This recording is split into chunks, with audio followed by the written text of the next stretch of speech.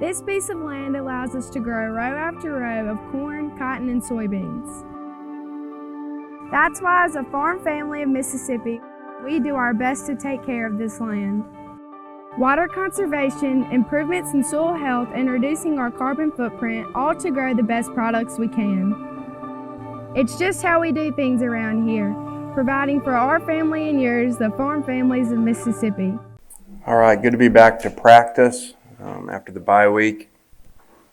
Going out there on normal Monday and continue to prepare for a great team, as we all know.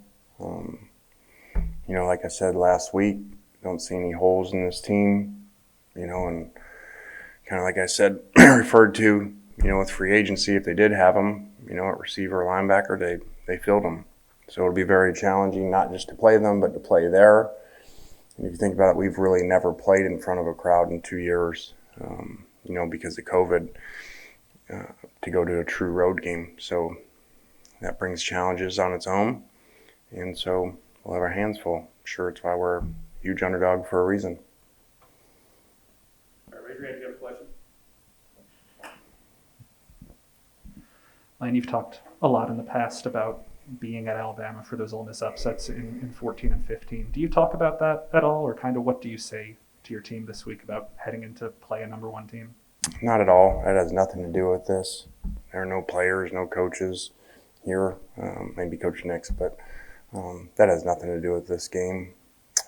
So those are two really big wins by Ole Miss. And, and any time that you go play a number one team, especially there, but you're going to have to prepare really well. You're going to have to play really well. You're going to have to get some breaks go your way, to have those type of upsets. That's why they rarely happen.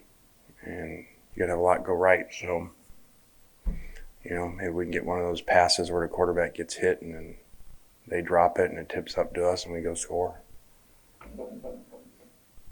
Call Hugh and ask him what that play was called.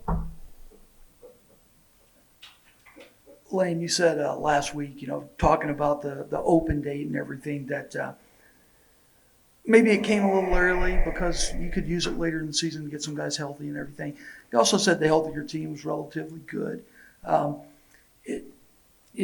guess I'm asking, Jake Springer and, some missing pieces in the past, you feel like everybody's going to be ready to go Saturday?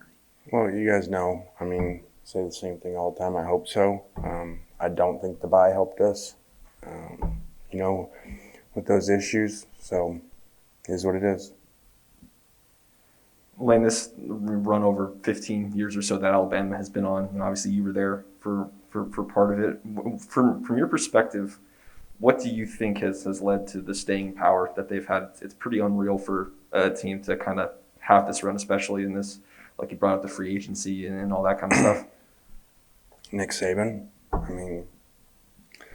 Alabama's been around a long time. They hadn't won like this, for a long time, or won big for a long time. So it's not like it's just a school. It's one person. So he's been able to maintain it through tons of different players, tons of different coaches, more coaching turnover than I bet anybody's ever had. And so it's by the way that he works. And probably more important than anything, the way that he recruits. They got great players. I think last year we played them here and, they had 6 first-rounders. We had 2 draft picks. So he's dominated in recruiting, and now with free agency, he gets to add on to that. And he said it himself when first asked about, free agency, that, it was going to make the rich richer. And he was right.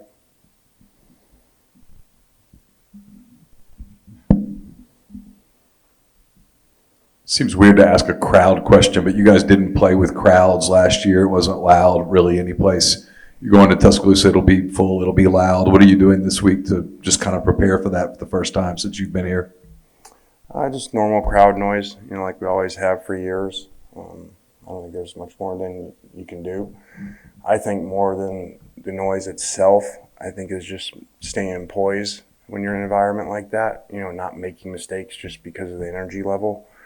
More than the actual crowd noise itself affecting, your actual snap counts and plays. What stands out about Bryce Young and just kind of what makes this Alabama offense work the way it has? Well, he's got great weapons. He gets out of trouble. He's been very accurate, short to midfield. And you can see last week he basically had numbers that are hard to do on air, when you're going against nobody. So he's picked up really well. And again, there's another coaching change that they've picked up through, and by far the number one team in the country.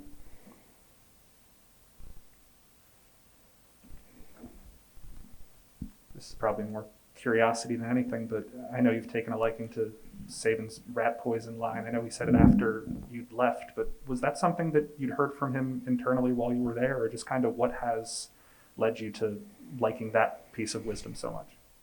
He'd not. That was new. Somebody must have given it to him after I left. So I just think it's really good, especially the way he explained it. It's like drinking rat poison. It's pretty good. So I would say Lonnie or Dr. Elko must have given him that one. It's pretty good. I want to take questions at the top of the room.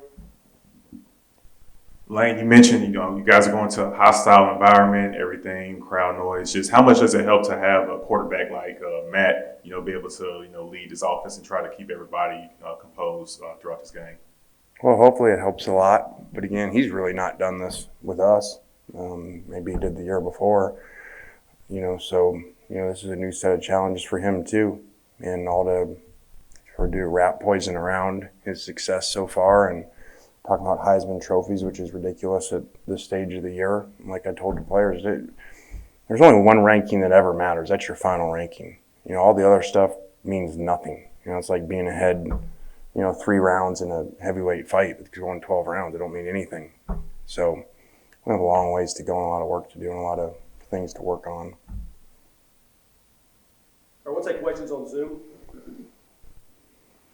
There's the first question on Zoom. Please raise your hand. I'll call on you. Unmute yourself. Lane, how much does Nick normally, you were a part of this for a while, how much does he prepare or look at SEC opponents during the offseason, if at all? And do you think that because of the success you guys had against their defense last year, that you got a little more preparation for this game? Yeah, he's a great coach. And so, if you have issues the season before being there with him, especially on that side of the ball, he's going to, spend time studying that and spend time, looking at what to do. And so, we already heard he spent time in the off season and that they, worked a lot of drop 8 against us. So we're practicing, expecting to see that. Will Bender, go ahead. Hey, Lane. Lane, with Matt, what did he show you right off the go last year at Florida that showed you that he would be a good fit in your offense? And what has made him so effective over the last year and a half with his development? Obviously he's putting up the numbers, but there has to be more to it than that, right? Yeah, I think in that Florida game, having never played with him, and in that game, they were playing a lot of the same coverage to formations, and so we're actually drawing things up during the game on the sidelines, and that's hard to execute when you haven't been with people and haven't had reps, and his ability to do that and change on the fly was very impressive. So he continues to get better this year protecting the ball, and that'll be huge again. I think I saw a stat somewhere on TV or something that, the only teams that have ever beat him, Alabama, I think, were 0 interceptions, somebody said, or I think I saw that.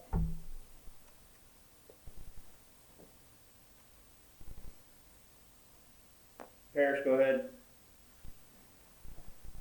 I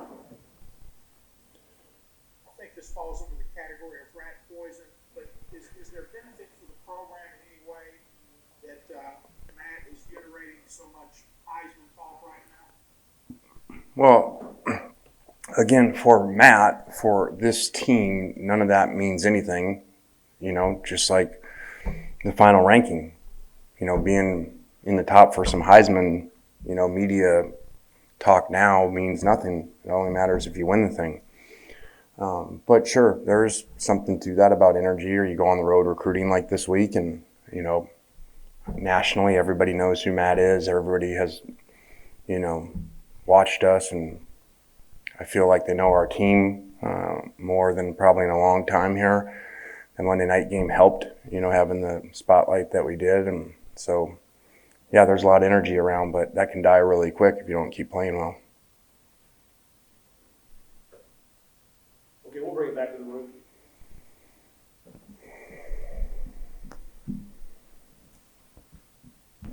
Coach, what can a game like this do for your recruiting efforts, not only for the 2020 class, but beyond? Well, I think if you just look at recruiting and beyond, the most important thing is to play well. Even if that's not in a win, again, this is just in the recruiting aspect, so recruits see, okay, hey, we go there, we're close to playing with the number one team. So maybe myself and a couple kids can be the difference, of taking us there. So I think that's, from a recruiting standpoint, help.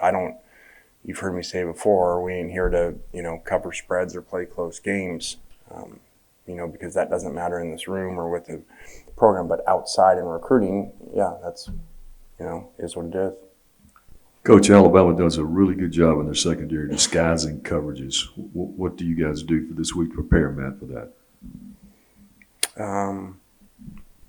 Well, like every week, whatever they do, we try to simulate. Our service guys have meetings and try to give them the same looks. And again, with us, we never know because it's a little harder to disguise because of our tempo.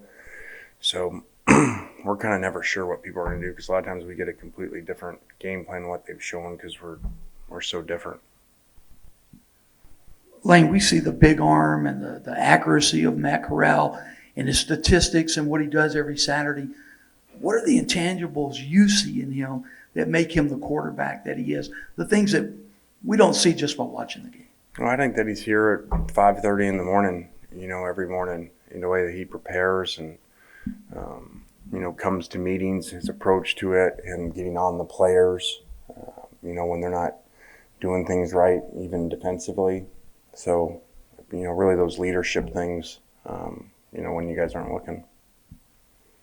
Looked like Florida had a lot of success running the ball against this Alabama defense, and you guys obviously had success doing it last year too. What have you seen on tape that kind of went right for Florida, and what are you guys trying to replicate from that? Well, it wasn't a secret formula. They blocked them well at times, made the safeties miss, and, had some good schemes, and the quarterback can run himself. So that's usually the formula against anybody, but especially them. So, We'll take one more at the top of the room.